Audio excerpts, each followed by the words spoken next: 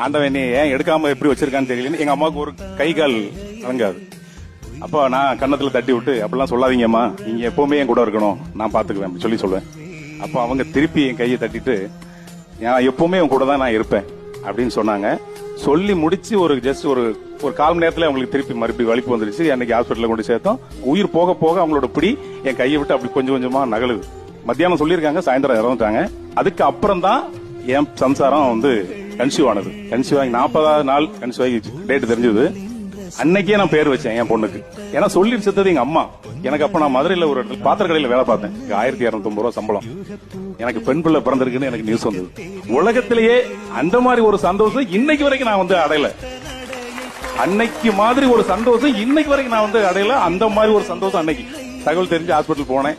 அந்த தொட்டில போய் தான் பார்த்தேன். நான் அந்த முகத்தை பார்க்கும்போது எங்க அம்மா இறந்து எனக்கு வாக்கு கொடுத்த, என் கையில கொடுத்த வாக்கு தான் அந்த முகத்தை நான் பார்த்தேன். நான் அவங்களும் இன்னைக்கு அதே மாதிரிதான் என்ன மாதிரி எங்க தாய் இருந்தா என்ன எப்படி கவனிச்சுக்குவாளோ அதே மாதிரிதான்.